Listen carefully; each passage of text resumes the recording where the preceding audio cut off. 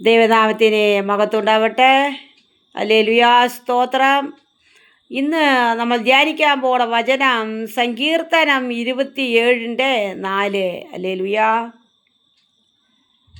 യഹോവയുടെ മനോഹരത്വം കാൺമാനും അവൻ്റെ മന്ദിരത്തിൽ ധ്യാനിപ്പാനും എൻ്റെ ആയുഷ്കാലമൊക്കെയും ഞാൻ യഹോവയുടെ ആലയത്തിൽ പാർക്കേണ്ടതിന് തന്നെ.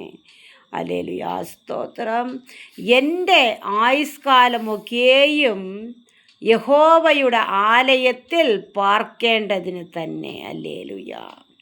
കർത്താവിൻ്റെ മന്ദിരത്തിൽ ധ്യാനിപ്പാനും ദാവീദ് രാജാവ് പറയുന്നത് മക്കളെ. ഹല്ലേലൂയാ, സ്തോത്രം. പുതിയ നിയമത്തിൽ ദൈവം പറഞ്ഞിട്ടുണ്ട്, അപ്പോസ്തലന്മാരുടെ ബുക്കിൽ, നിങ്ങൾ ദൈവത്തിൻ്റെ മന്ദിരമാകുന്നു, ദൈവത്തിൻ്റെ ആത്മാവ് നിങ്ങളിൽ വസിക്കുന്നുണ്ടെന്ന് നിങ്ങൾ അറിയുന്നില്ലേ എന്ന്. ഹല്ലേലൂയാ. നമ്മൾ ദൈവത്തിൻ്റെ മന്ദിരമാണ് ദൈവമക്കളെ. ദൈവത്തിൻ്റെ ആത്മാവ് നമ്മുടെ ഉള്ളിൽ വസിക്കുന്നുണ്ട്. എപ്പോഴും നമ്മൾ കർത്താവിനെ ധ്യാനിച്ചു കൊണ്ടേയിരിക്കണം. രാവും പകലും കർത്താവിനെ ധ്യാനിച്ചു കൊണ്ടേയിരിക്കണം. ഹല്ലേലൂയാ. 1-ാം സങ്കീർത്തനത്തിൽ പറയുന്നുണ്ട്, കർത്താവിൻ്റെ ന്യായപ്രമാണം വായിച്ച് രാപ്പകൽ ഹൃദയത്തിൽ ധ്യാനിക്കുന്ന മനുഷ്യൻ ഭാഗ്യവാനാണ്. ഹല്ലേലൂയാ.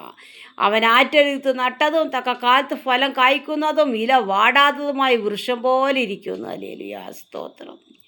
കർത്താവിനെ നമ്മൾ ഹൃദയം കൊണ്ട് എപ്പോഴും ധ്യാനിക്കണം, സ്തുതിച്ചും കൊണ്ടേയിരിക്കണം. രാപ്പകൽ നമ്മുടെ ഹൃദയം നമ്മളെ സൃഷ്ടിച്ച് നമുക്ക് ജീവനെ തന്ന ദൈവത്തിനെ സ്തുതിച്ചും കൊണ്ടേയിരിക്കുന്ന ദൈവമക്കളെ, സ്തോത്രം.